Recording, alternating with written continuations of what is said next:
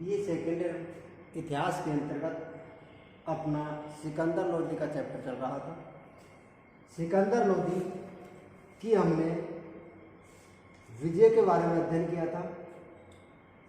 अब सिकंदर लोदी की आर्थिक स्थिति, सिकंदर लोदी की आर्थिक स्थिति, आर्थिक स्थिति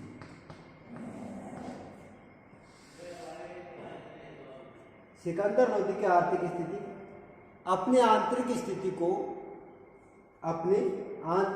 को सुदृढ़ करने के बाद सिकंदर लोदी ने आर्थिक स्थिति को सुधारने का प्रयास किया। यानी अपने आंतरिक स्थिति को मजबूत करने के बाद में अपनी आर्थिक स्थिति को सुधारने का प्रयास किया। उसने कृषि और व्यापार की उन्नति का प्रयत्न किया। उसने कृषि और व्यापार की उन्नति पर उन्होंने ध्यान दिया। भूमि की माप के लिए, यानी कि भूमि की माप के लिए उन्होंने गज ए सिकंदरी, भूमि की माप के लिए गज ए सिकंदरी, भूमि के माप के लिए उन्होंने गज ए सिकंदरी नामक प्रमाणिक माप का प्रारंभ किया। क्योंकि जो भूमि की माप थी वो गज ए सिकंदरी के नाम से उन्होंने प्रारंभ किया, जिसमें 39 खाने होते थे, जिसमें 39 खाने होते थे, जो मुगल काल तक प्रचलित रही, नाप करवाकर उपज के अनुसार लगान की राशि, तय की गई, जिसमें नियमित रूप से लगान वसूलना आसान हो गया। सिकंदर लोदी की लगान तालिका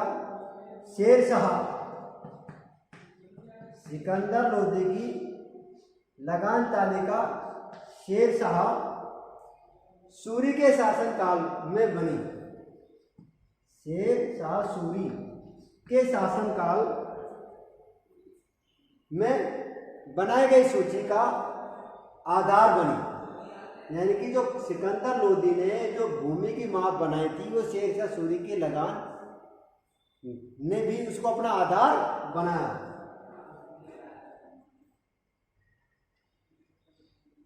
उसमें आम जनता की वस्तु कम मूल्य पर उपलब्ध कराने के लिए खाद्यान्न पर चुंगी हटा दी।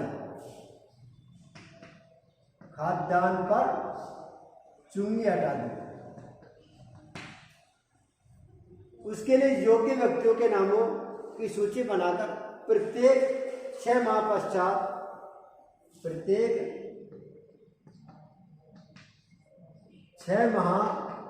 पश्चात उसके समक्ष प्रस्तुत किया जाता था, जिसके अनुसार विभिन्न व्यक्तियों की उनकी योग्यता के अनुसार आर्थिक सहायता प्रदान की जाती थी। अब इसके बाद में आता है शेर शाह सूरी की धार्मिक नीति।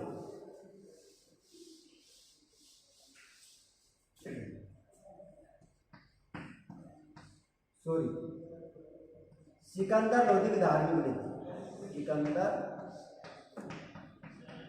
लोदी की धार्मिक नीति। सिकंदर लोदी धार्मिक दृष्टि से असहिष्णु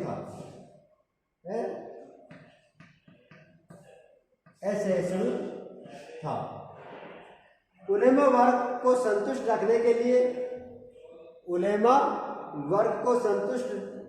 करने के लिए उसने हिंदुओं के प्रति अनुदार की नीति अपनाई। उसने हिंदुओं के प्रति अनुदार की नीति अपनाई। हिंदुओं के प्रति अनुदार की नीति अपनाई।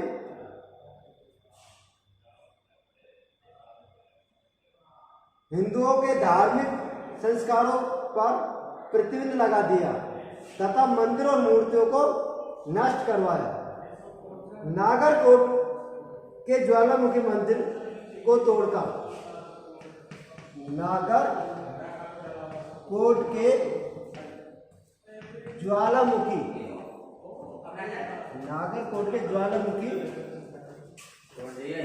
मंदिर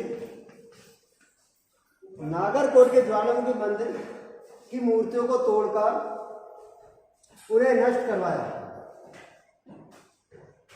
और उनके टुकड़े को कसाईयों के अंतर्गत बांट दिया गया था, जिससे वो अपना मांस तोल सके। इसके अतिरिक्त उसने मथुरा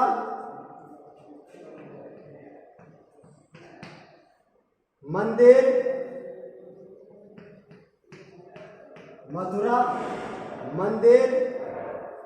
नरवर चंदेरी आदि स्थानों के मंदिरों और मूर्तियों को नष्ट कर दिया गया। बोधन नामक हिंदू को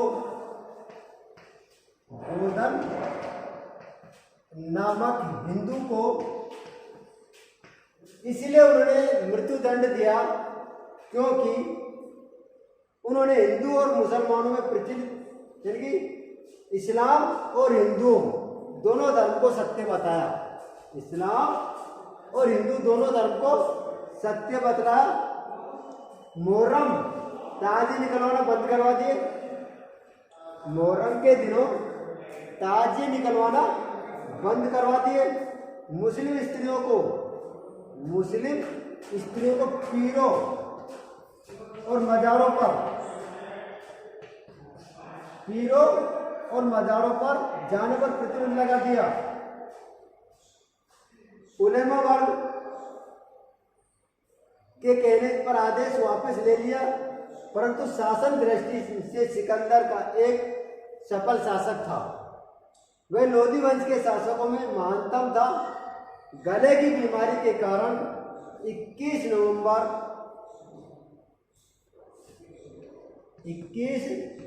नवंबर 1513 ईस्वी को उनकी मृत्यु हो गई थी। 21 नवंबर 1513 ईस्वी में उसकी मृत्यु हो गई। इसके बाद में आती है इसकी उपलब्धियां।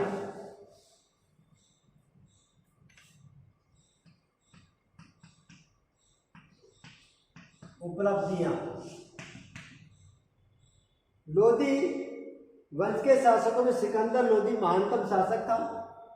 उसके राजत्व सिद्धांत और कठोर संयम का मिश्रण था। लोधी सत्ता को सुदृढ़ करने के साथ साथ उसने कला और संस्कृति के विकास पर विशेष योगदान दिया। उसने 1504 ईस्वी में आगरा नगर की स्थापना की।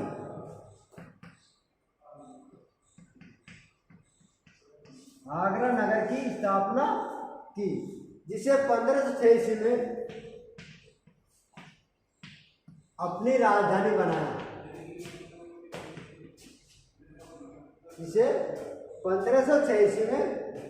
राजधानी बनाया।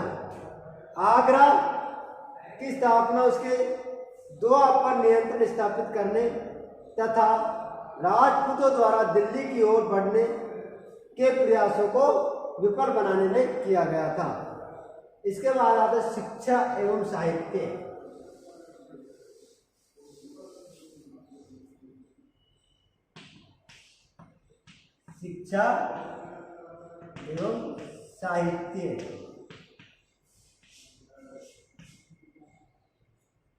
सिकंदर लोधी ने शिक्षित और विद्वान शासकों व फारसी भाषा का ज्ञाता था। सिकंदर लोधी शिक्षा और साहित्य में महत्वपूर्ण स्थान दिया और फारसी भाषा का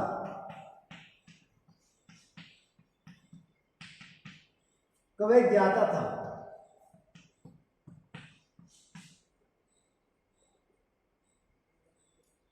वह गुलरुखी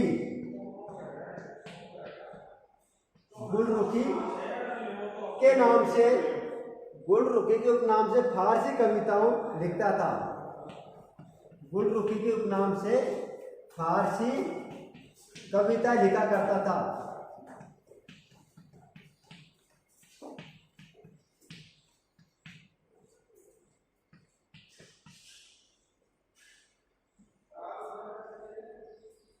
वह विद्वानों का सम्मान करता था तथा उन्हें विभिन्न प्रकार के संरक्षण भी प्रदान किया। प्रत्येक रात 70 विद्वान उसकी शैया के पास बैठकर विभिन्न प्रकार की चर्चा करते थे। यानी कि प्रत्येक रात 70 विद्वान बैठकर उसकी खाट के चारों ओर उस पर चर्चा करते थे। मुस्लिम शिक्षा के लिए उन्होंने तुलुम्बा के 2 प्रसिद्ध विद्वान, शिक्षा के लिए उन्होंने तुलुम्बा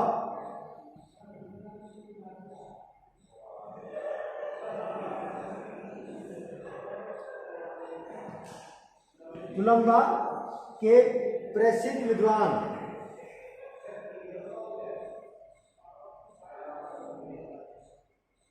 शेख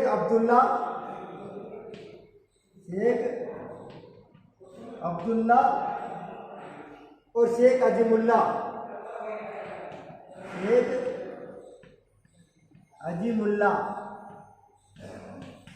को दिल्ली बुलाया।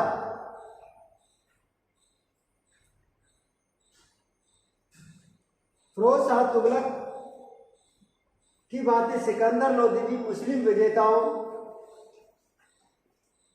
और विधवाओं की पुत्रियों के विवाह हेतु दहेज का प्रबंध व्यवस्था करता था। उसका वजीर मियां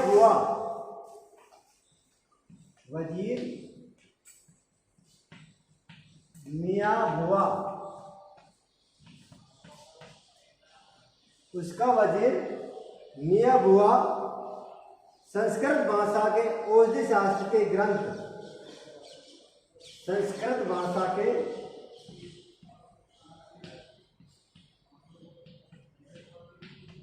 औषधि शास्त्र के ग्रंथ तिब्बत सिकंदरी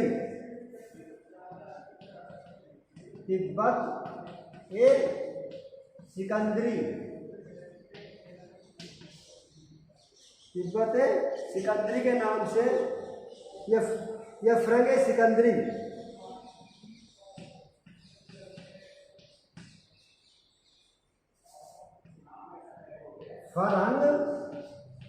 सिकंदरी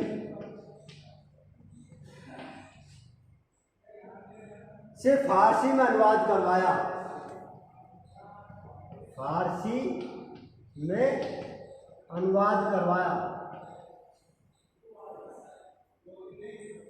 उसके प्राचीन ग्रंथों का संग्रह और नवीन ग्रंथों की रचना सिकंदर लोदी के समय की विशेषता रही है। इसके बाद आते ललित कला। क्या आते? ललित कला।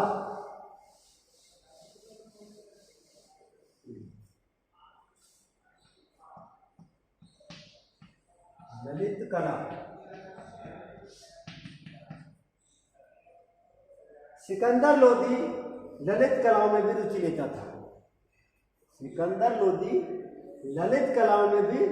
रुचि लेता था। उसके समय में संगीत पर लज्जत सिकंदर शाही,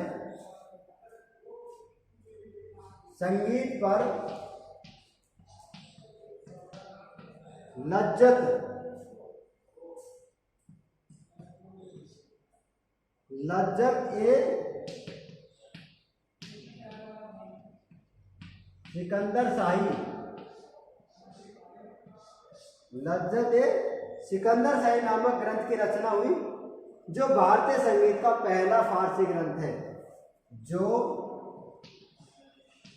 भारतीय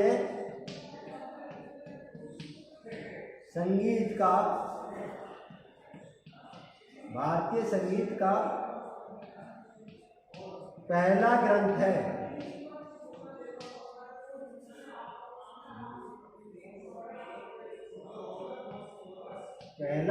जो भारतीय संगीत का पहला ग्रंथ है। सिकंदर लोदी के दरबारियों में मियां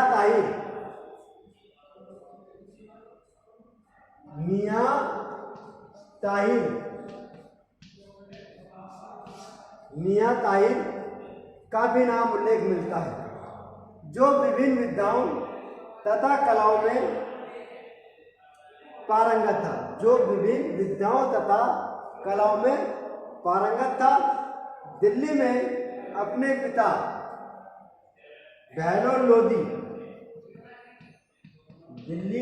पिता बहलोल लोदी के मकबरे का निर्माण सिकंदर लोदी ने करवाया। दिल्ली में बहलोल लोदी के मकबरे का निर्माण सिकंदर लोदी ने करवाया।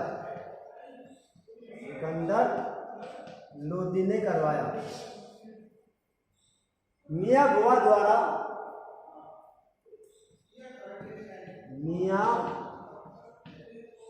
द्वारा 1505 ईस्वी में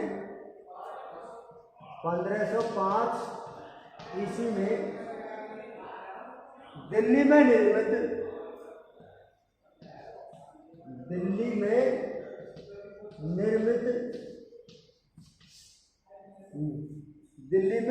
निर्मित मोट की मस्जिद